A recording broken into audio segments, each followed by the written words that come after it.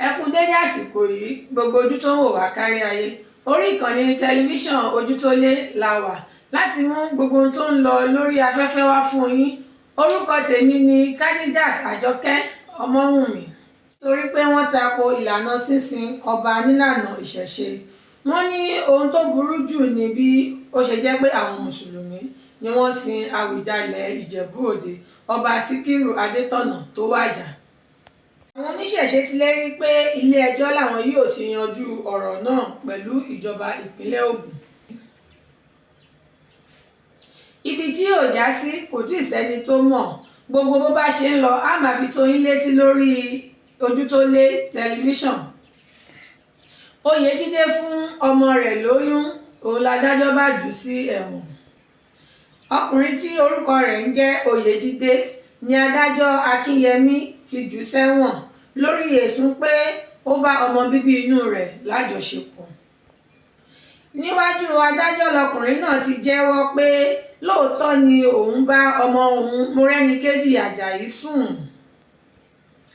Ibi táyé lọ báyìí kò sẹ́ni tó mọ̀ ó, kí Ọlọ́run ọba kó máa fìṣọ́ rẹ̀ ṣọ́ wa o. Ní ọjọ́ 9 oṣù kínní ọdún yìí ni ọmọkùnrin náà fipá bá ọmọ rẹ̀ sùn lágbègbè Ìjẹ̀jà ní ìpínlẹ̀ Ògùn. Nínú ìdájọ́ ẹ̀, adájọ́ ní kí wọ́n lọ ju ọmọkùnrin náà sí ẹ̀wọ̀n títí di ìgbà tí òun yóò gba ìmọ̀ràn láti ọ̀dọ̀ àjọ tó ń gba adájọ́ nímọ̀ràn lórí ọ̀rọ̀ ìfipábánilòpọ̀.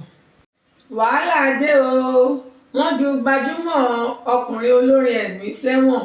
Àjọ tó ń gbógun ti ìwà jìbìtì àti àjẹbánu lórílẹ̀‐èdè yìí EFCC ti mú ọmọkùnrin kan tí wọ́n ń pè ní olórin ẹ̀mí. Àjọ náà sọ pé àwọn ẹ̀sùn jìbìtì orí ẹ̀rọ ayélujára làwọn torí ẹ̀ mú ọmọkùnrin náà. Moses ní adájọ́ ti jù sẹ́wọ̀n oṣù 8 báyìí. Ọpẹ́ o, gbajúmọ̀ òṣèré tíátà Wasila Coded ti bímọ. Ìròyìn ayọ̀ tó tẹ̀ wá lọ́wọ́ báyìí ni wípé gbajúmọ̀ òṣèré tíátà Yorùbá ni Wasila Coded ti bímọ. Gbogbo àwọn òṣèré ẹgbẹ́ àti àwọn olólùfẹ́ rẹ̀ ni wọ́n kí òun àti ọkọ rẹ̀ kú oríire ńlá tí Ọlọ́run ṣe fún wọn.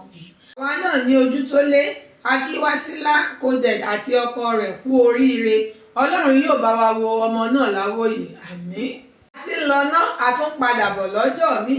Ẹ̀yin ò ní kú, àwa náà ò ní kú. Gbogbo ire gbogbo lọ́ọ̀dẹ̀ wa, ó dàbọ̀. Hey, thanks for watching this video. Subscribe on our YouTube channel. Subscription is free.